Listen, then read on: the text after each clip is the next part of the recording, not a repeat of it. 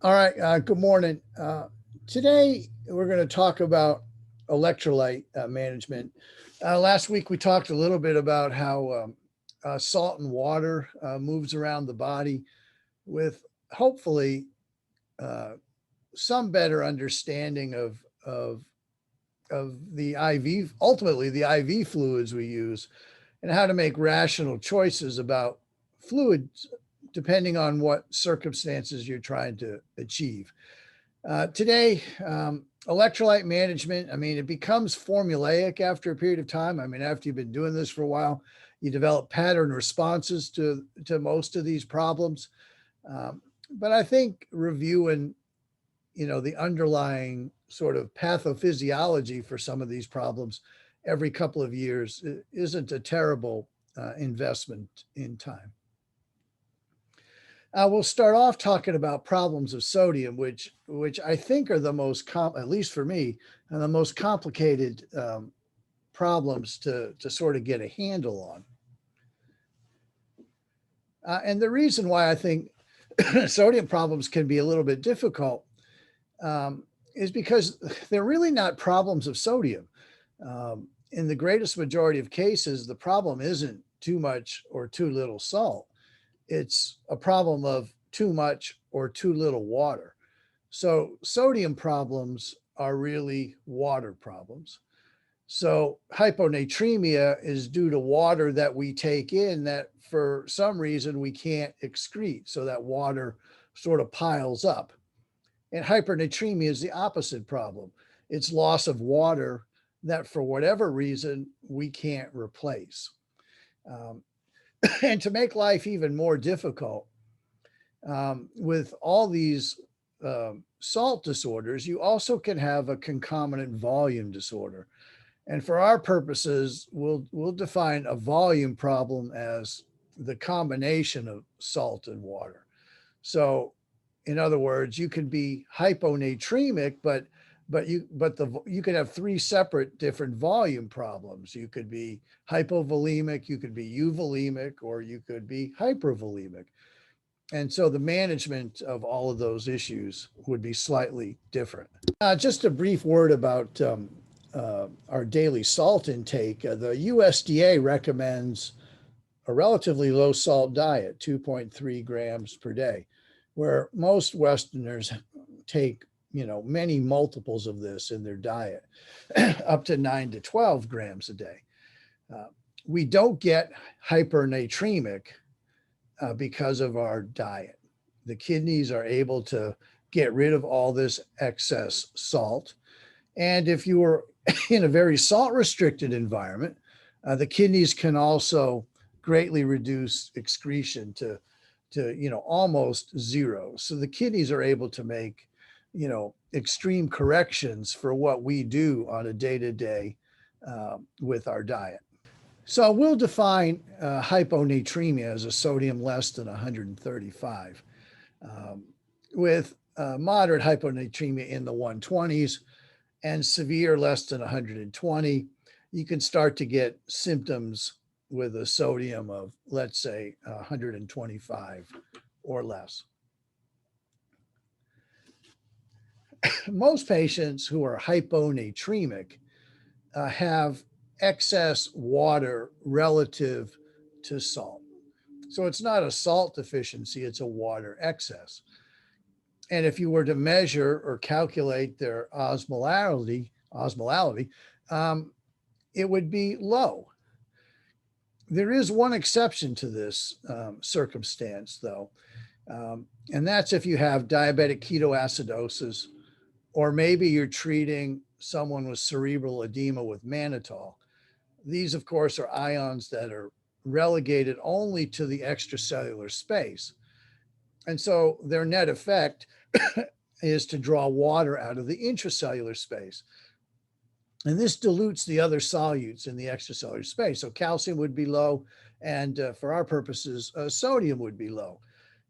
But they are not hyperosmolar. If you calculated their osmolality with this formula over here, you'd find out that they're not hypoosmolar. So they don't get the symptoms that other patients with hyponatremia would. They don't get the neurologic symptoms.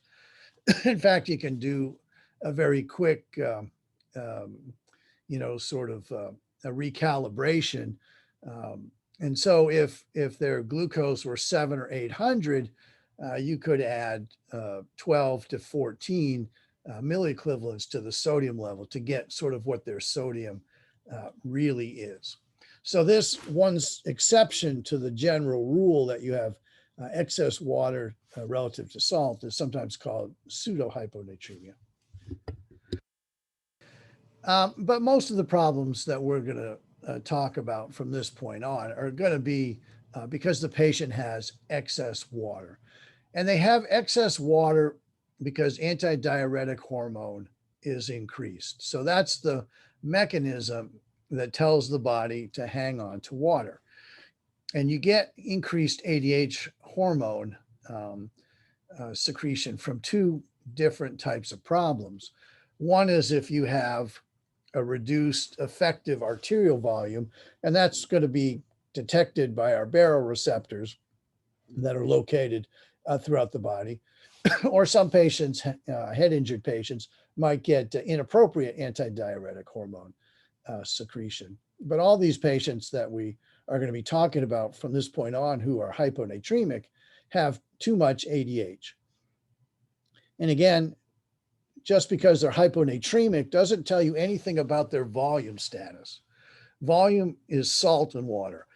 And so you could be hypovolemic, you could be euvolemic, or you could be hypervolemic. And all of these would dictate a different sort of treatment approach.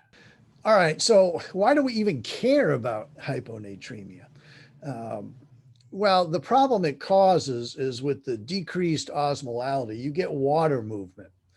Okay, so if you have excess water in the extracellular fluid compartment because your kidneys are holding on to water under the influence of ADH, ultimately that water is going to move intracellularly, okay, to make the osmolality the same in all the different body compartments.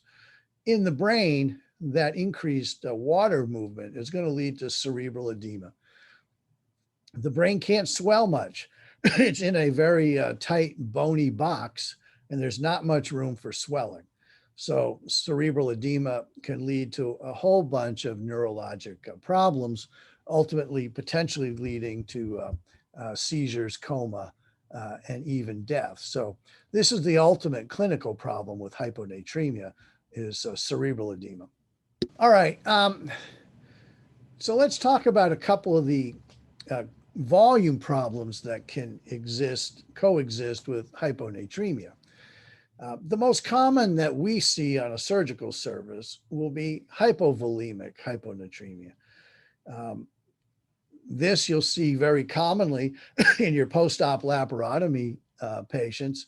You check their sodium on post-op day 1 or even post-op day 2. It tends to be a little bit low, 133, 134 type range.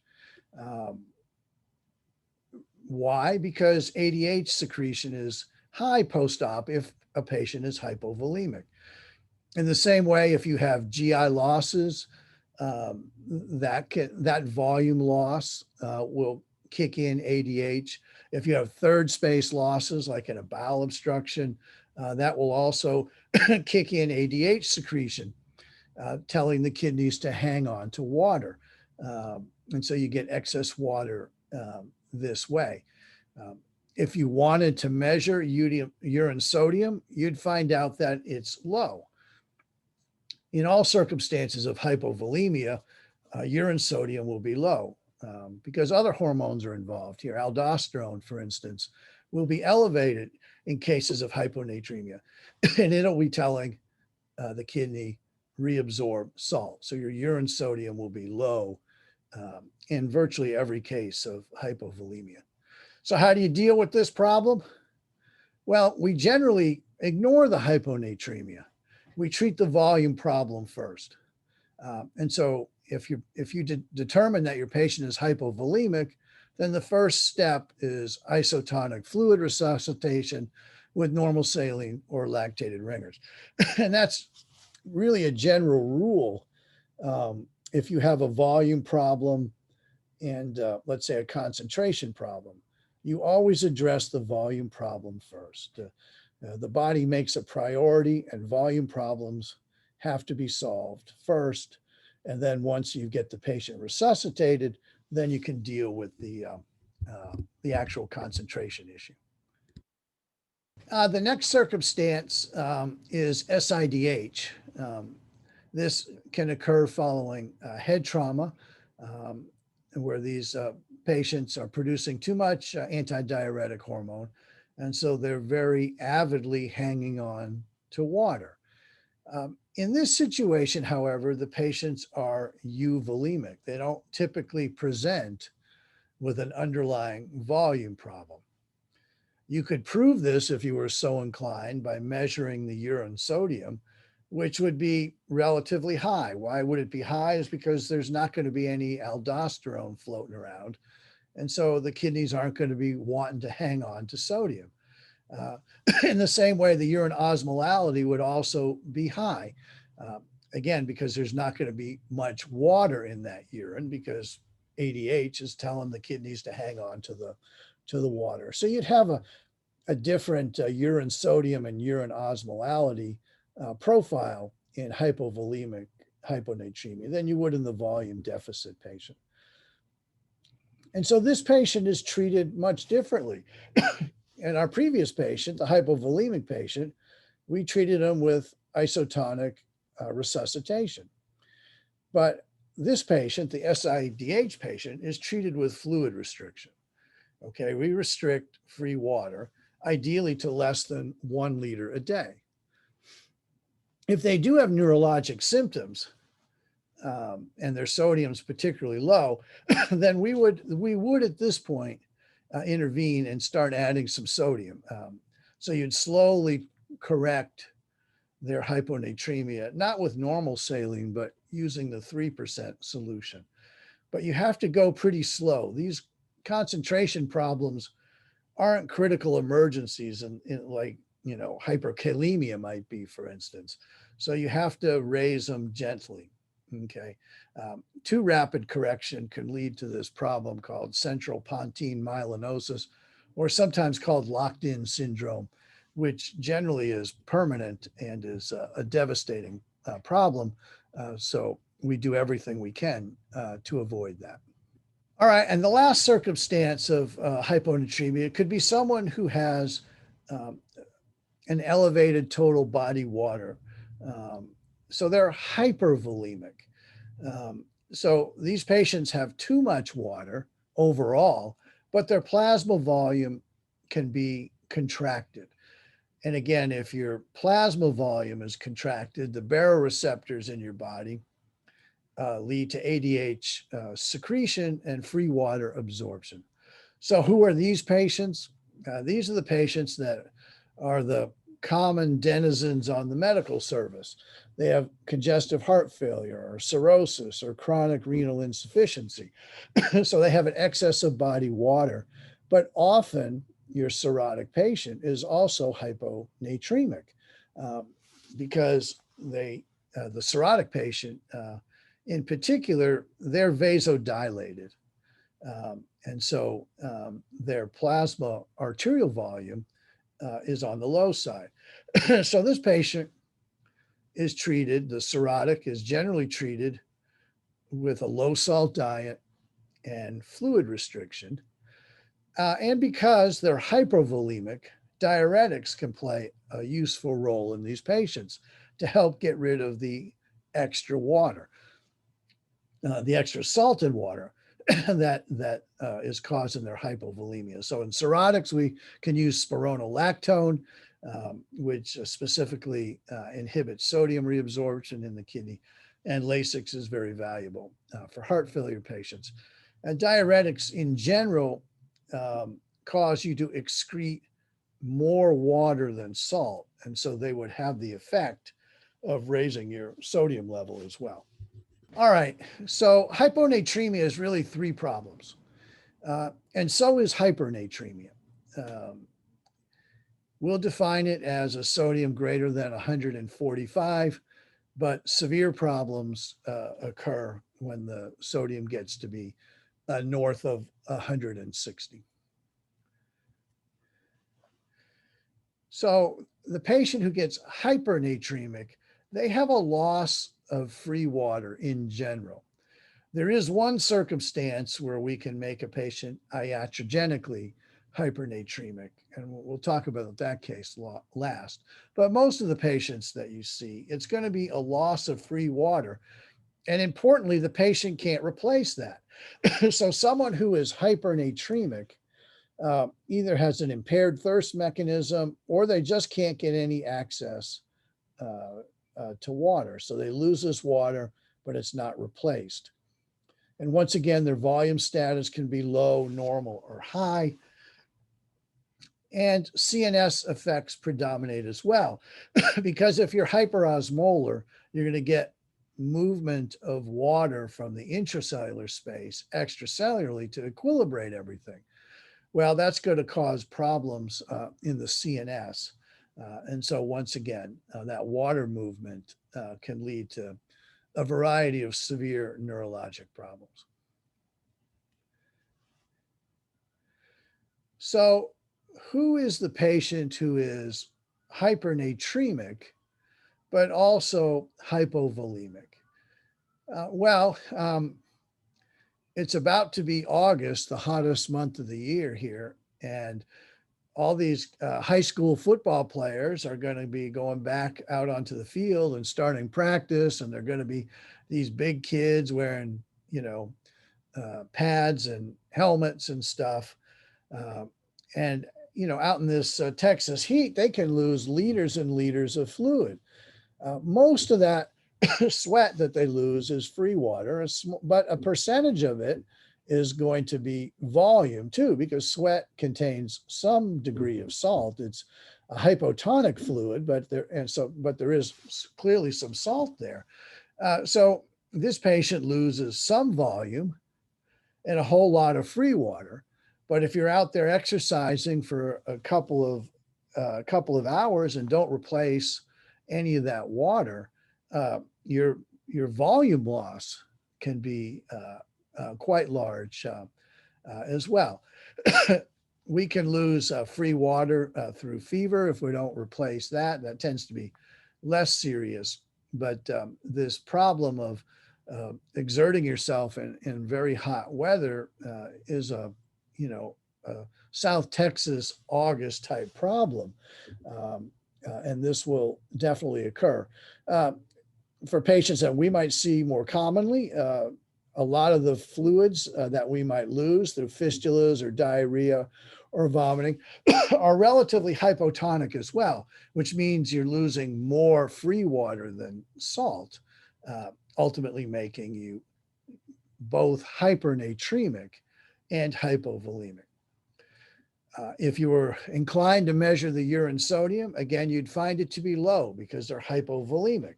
When you're hypovolemic, the kidney hangs on to salt. So what do you do with this kid, who comes into the emergency room, who's been out practicing on the football field for a couple of hours? His heart rate is, 120s, the blood pressure is low, and you measure their sodium when they come in and it's 165. What are your priorities in a patient like this? They have two problems. They have a volume problem. They're in shock. They're tachycardic and hypotensive and not making any urine. And then they've got this concentration problem with a sodium of 165. And so you really can't deal with both problems at the same time. So you have to make a choice. What is most important? And the answer is always going to be fix the volume deficit first. It's the shock situation that is most dangerous. So it seems a bit counterintuitive for someone who's got a sodium of 165 that your first maneuver is going to treat them with an isotonic fluid like normal saline. You would think, well, we got to give this kid water. And you will have to give this kid water, but not first. Okay. They did lose a fair amount of salt and water out on the practice field. They lost a lot more free water, but it's that volume deficit that's most dangerous.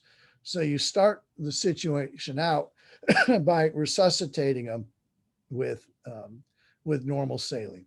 Once their heart rate comes down, their blood pressure comes up, and they start making urine, then you switch them over to a hypotonic fluid or even free water to start replacing the intracellular volume deficit. So I guess if there's one thing to remember about these problems, volume first, and then the sodium abnormality comes second. And once again, once you start trying to fix the sodium problem, you don't have to go too fast. In fact, you shouldn't go too fast because that water that you're giving them is going to make its way intracellularly. And if it goes too fast in the brain, that can lead to cerebral edema and potentially even herniation. So you're looking to correct relatively slowly. All right, the patient who's hypernatremic, who comes in with a normal volume status, is generally going to be the trauma patient or sometimes a stroke patient, but in our circumstances, usually a trauma patient who has diabetes insipidus. They are losing free water, large amounts of free water in the urine, 500 cc's to, in some cases, even a liter an hour. The underlying problem here is they're not secreting ADH.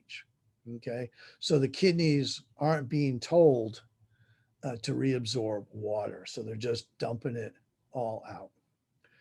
If you're so inclined, you could even calculate a free water deficit, give you sort of a ballpark figure of how much you're eventually going to have to replace. Again, you don't have to go too quick. In fact, you shouldn't go too quick. And in this situation, DDAVP, which is a synthetic antidiuretic hormone, is extremely useful. So in our, football player, we had to give them a volume first and then switch over to free water. In the the diabetes insipidus patient, we are going to start off with free water and use DDAVP as well to fix this problem. And the last case of hypervolemic hypernatremia, this is potentially iatrogenic. This is the one circumstance where we can give patients too much salt and make them hypernatremic. Under what circumstances? Well, if you resuscitate a patient, some burn units and trauma centers like to use 3% normal saline as part of their resuscitation efforts, and they do it trying to minimize, the total volume they're giving their patient.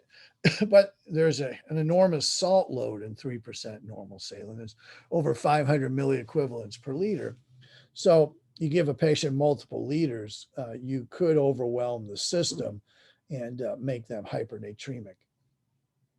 In the same case with sodium bicarb, we often use bicarb in the ICU for acidotic patients. Each amp of bicarb, I think, has 45 milliequivalents of salt. And so with every amp you push, you're also giving a large sodium bolus. And over enough amps, that can be a large amount of sodium. So we can cause this one ourselves. There's some unusual medical problems like Cushing's syndrome or hyperaldosteronism that can lead to hypervolemic hypernatremia as well. And so what do we do with these patients? Again, hypotonic fluids will be valuable. And these patients, we would probably want to diurese. Okay, they have excess volume, excess salt and water. And so getting rid of that is part of the management. All right, so that's a quick run through of all the different problems with sodium. I find it the trickiest thing to know, because there's really 6 problems that you have to think about. There's 3 on the hyponatremia side and 3 on the hypernatremia side. So when you have a patient with a sodium abnormality, you also have to ask the question, what is this patient's volume status? Okay, because you can have any one of 3 different volume statuses. And how you manage that patient ultimately has to take into account the patient's volume status as well as their sodium level. All right, with potassium, the rest of these problems are relatively straightforward to take care of. That we generally learn a very patterned response early on, when we're interns and stuff, how to deal with most of the rest of these problems. So we can probably go through them pretty quick. We take in maybe 50 to 100 milliequivalents of potassium a day. And of course, the urine keeps everything in check, primarily under the influence of aldosterone. The thing to know or remember about potassium physiology is that we have to lose 20 milliequivalents per day. Even if we don't take anything in, even if we have no potassium in our IV fluids, the patient's NPO, they're going to lose 20 milliequivalents a day in the urine. That's just the result of metabolism that produces some potassium and some protons, and these have to be excreted. So we are losing 20 a day. Most of the potassium that we have in our body is locked up intracellularly. Only a tiny fraction is extracellular, but this tiny fraction is really important, especially to cardiac electrical conduction. We'll define hyperkalemia as a potassium greater than 5.5. There's multiple reasons for this. Probably the most common is a patient who has kidney insufficiency or frank renal failure. They can't excrete the potassium we're giving them or the potassium that they're producing, so it can quickly build up in the extracellular fluid. And it really requires a very tight range. Potassium's greater than 6 can cause cardiac problems. Since so much of our potassium is intracellularly, anything that's going to cause cell lysis will release potassium into the circulation of the surrounding tissues. So hemolysis, rhabdomyolysis, potential crush injuries, reperfusion of an ischemic extremity is a potentially dangerous situation.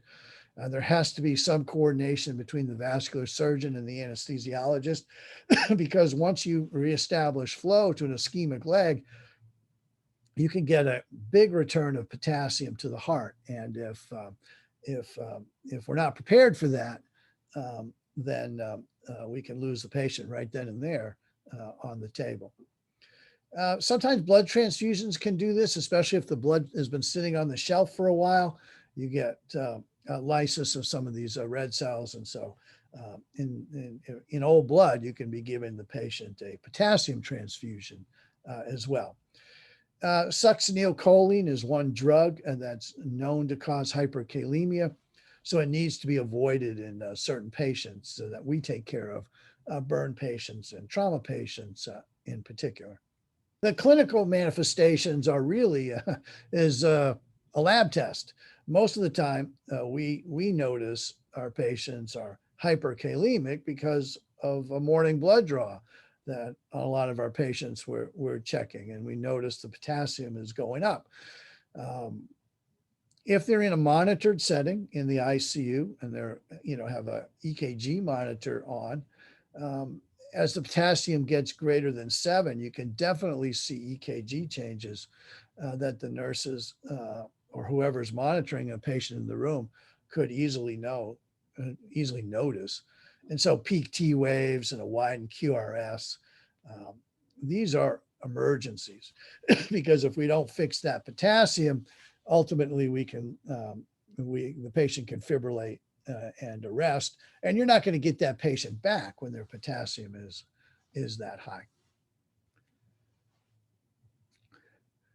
I'm sure every one of you has had experience with this. This is sort of intern 101 type things, but the emergency management of a patient with hyperkalemia, we give them D50 and 10 units of insulin. All of this and bicarb. All of this drives potassium intracellularly. So it reduces the extracellular potassium concentration. It isn't removing any potassium from the body. It's just getting it sort of out of harm's way.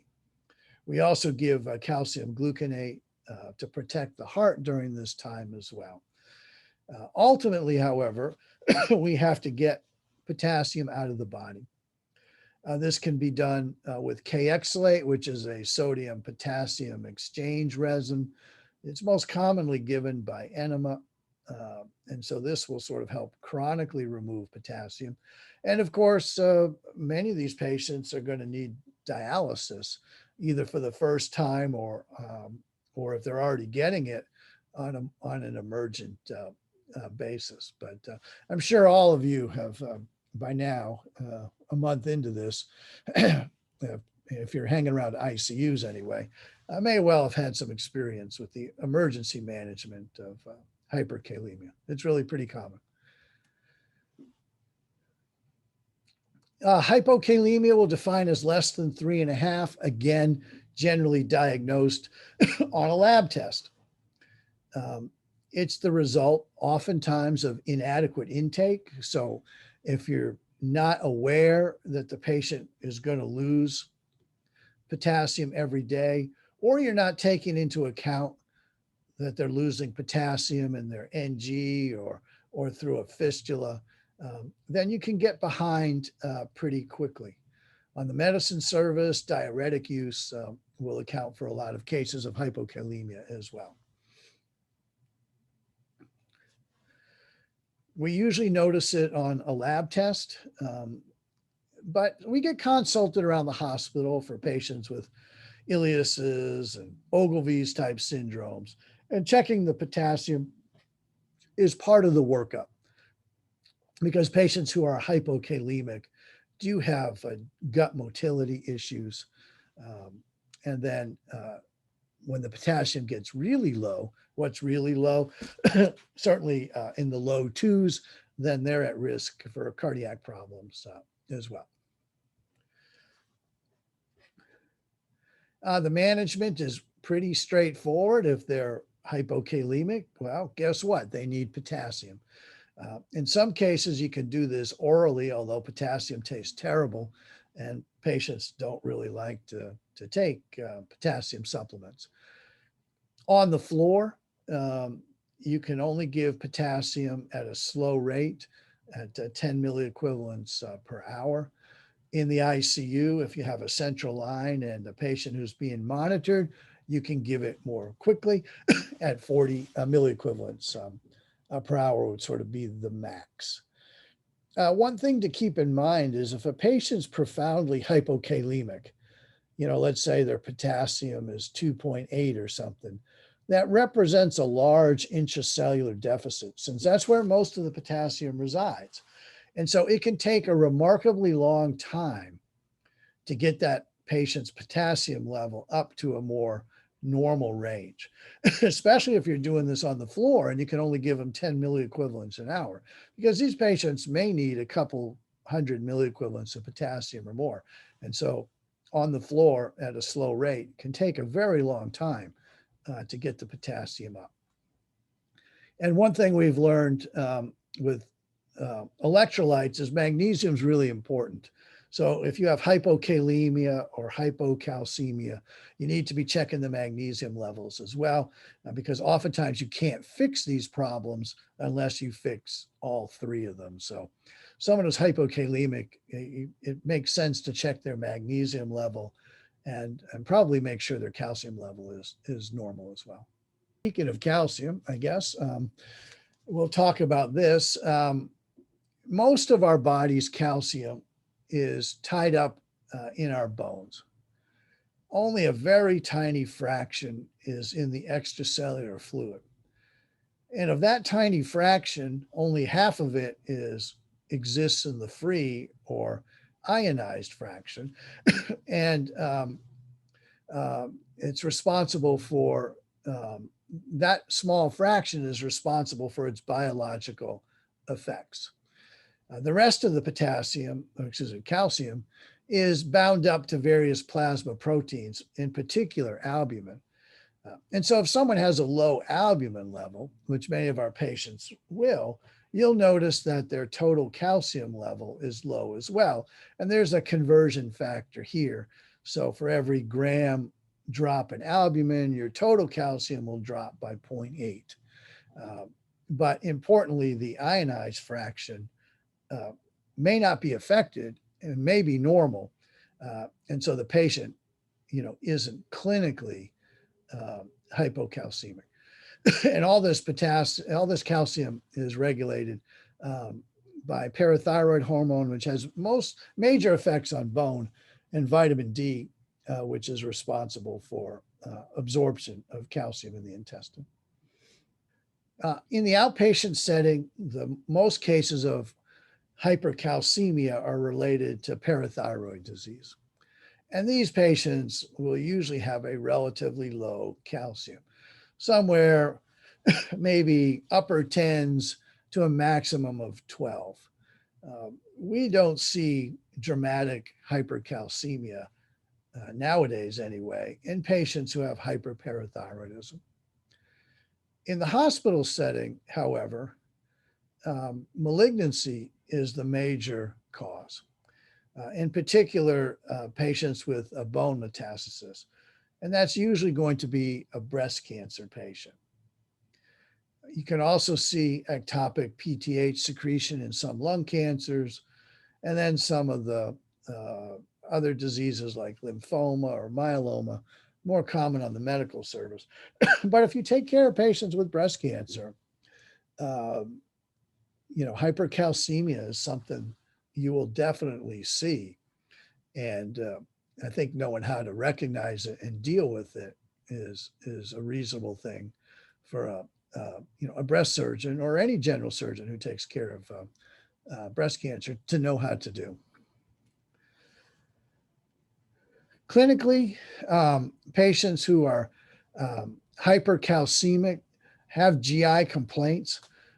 They're often constipated, often complaining of vague abdominal pain. Nausea and vomiting is definitely part of the picture. As the calcium gets higher, greater than 14, you start to see problems with mental status, confusion, lethargy, even coma. Very much resembles a stroke. In fact, that's what patients' families will think has happened when they call the doctor, call 911. They'll generally say, Mom or Grandma has had a stroke. But if they have a history of breast cancer, don't be surprised if their calcium level is high. And again, as the calcium goes up, it has important effects on cardiac conductivity. And so untreated high calcium levels can lead to cardiac arrest. Hypercalcemia causes an osmotic diuresis. So these patients are making a lot of urine and generally drinking a lot of water if they can, to try to mitigate the thirst. The level that we get particularly concerned about, where we are going to have to initiate some kind of emergency management, would be a calcium level of 14 or more. These patients will often have a volume deficit. They've had this osmotic diuresis. And so again, our first maneuver isn't to specifically lower the calcium. The first maneuver is to treat the volume deficit. And that's true, with calcium in the same way it was true with the sodium problems as well. If you have a volume deficit, deal with that first. The algorithm for treating hypercalcemia has changed a little bit. Used to be that after you um, tank the patient up with some saline, then you'd give them Lasix to cause them to excrete the calcium in the urine. They seem to have taken the loop diuretic out of the algorithm and suggest that you go straight to calcitonin, which does act quickly. It inhibits bone resorption of calcium. And so the treatment nowadays is volume first, and then really, I mean, at the same time as you're plugging in the IV, you can give them the calcitonin as well. Long term for the cancer patients, a drug called Iridia, which is a bisphosphonate, is really useful. Seems to inhibit osteoclasts, so you don't get the bone resorption problems. And so if they're not on this, they're going to need to be, especially if they're a breast cancer patient. But it takes a few days for this to work. So it's not, it's not part of the initial emergency management, but it's something probably you or the medical oncologist would want to start before the patient left the hospital. Hypocalcemia is a definite problem on the surgical service, especially on the head and neck part of the surgical service. Probably the most common reason for hypocalcemia in surgical patients is patients who've had a parathyroidectomy or a total thyroidectomy. To be hypocalcemic after removing a parathyroid adenoma is to be expected, okay? And we should plan for that because the other three glands have been suppressed. So you take out the functioning adenoma, it's going to take a couple of days or more for the remaining parathyroids to resume function. And so we should expect that patient to drop their calcium level and have a strategy for it. Patients who undergo total thyroidectomy are also very commonly transiently hypocalcemic. The greatest majority of those patients recover function just fine, but for a week or two, they may well be hypocalcemic, in which case, again, we should know that that's a distinct possibility. And usually for these patients, I always would send them home on calcium and vitamin D for the first week or two, and then work on getting rid of that as an outpatient. We can also see hypocalcemia in a variety of other circumstances. Pancreatitis can lead to fat saponification. Calcium can get bound up in necrotic tissue as well. All renal failure patients are hypocalcemic. Hypomagnesemia is something to check because you can't fix their hypocalcemia unless you fix their hypomagnesemia as well. Anyone who's severely malnourished will also have hypocalcemia.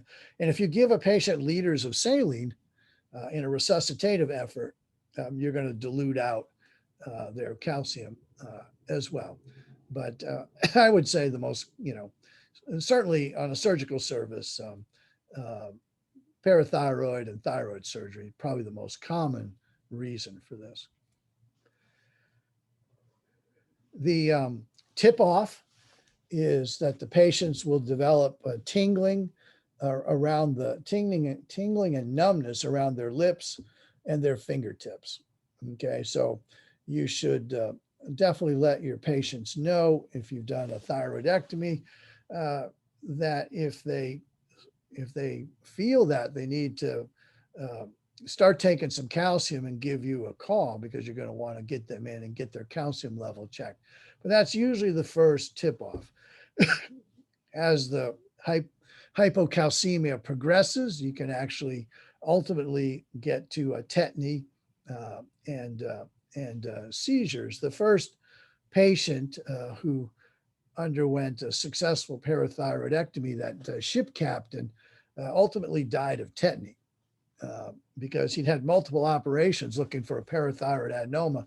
By the time they found the adenoma in the mediastinum, presumably the rest of his parathyroid tissue was gone or had been devascularized. So once they found the adenoma, the patient calcium couldn't be corrected and ultimately died of tetany. Chopstick sign is when you tap right by the ear over where the facial nerve comes out, and you see the lip jerk rapidly up. Trousseau sign, which I don't believe I've ever been inclined to do, but that's basically you make the hand ischemic by putting a blood pressure cuff on and blowing it up, and you'll see carpal pedal spasm. But chopstick sign is pretty easy to do.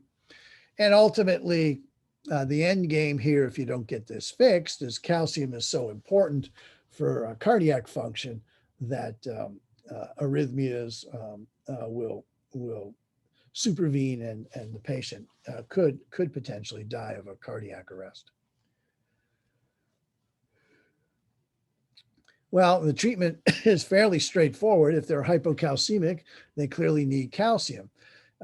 Patients with low calciums, less than 7, generally should probably be in the hospital, and IV calcium gluconate is the predominant treatment for this problem. You do have to check their other electrolytes. Potassium and magnesium tend to work all in unison here. So if one's out, often the others are out too. And it seems that you can't fix one unless you fix all of them. Calcium and phosphate work, work inversely. So if you have a low calcium, your phosphate levels tend to be high. If you have a patient who's chronically hypocalcemic, that thyroidectomy patient, their calcium remains low after a couple of weeks. Not only do they need calcium, but they need vitamin D. Vitamin D will help you reabsorb calcium in the intestine. And the mild post-op hypocalcemia that you expect after a parathyroidectomy or a total thyroidectomy generally can be managed with oral calcium and vitamin D.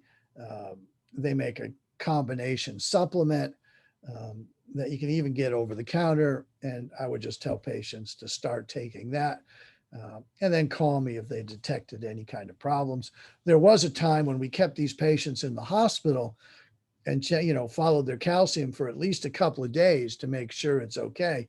But much of this surgery is now outpatient. Parathyroidectomies are usually outpatient, and even total thyroidectomies. Some people are making these as outpatients as well. So if you're going to do these as outpatients, you have to have a strategy to deal with one of the expected problems, which is hypocalcemia. All right, now maybe the last thing we'll talk about today is just a word about magnesium. Again, most of our body's magnesium is in bone, and the rest of that is intracellular, but only a tiny fraction is in the extracellular space, is in the plasma. But magnesium is really, really critical. Many enzyme systems require magnesium as a cofactor. Cell division doesn't happen without magnesium. And then it also impacts calcium homeostasis. Normal range is there. Low magnesium is often based on poor intake. So alcoholics are notoriously present with low magnesium levels, and any kind of malnourished patient as well. Chronic diuretic users will lose magnesium as well as potassium. And then any of the sources of GI loss that our patients might have, they will lose some magnesium in their fluids as well. And so we will have to think about when we're replacing these outputs that replacing magnesium should be part of what we do. Clinically, it's hard to distinguish magnesium problems from calcium problems. Clinically, they're alike.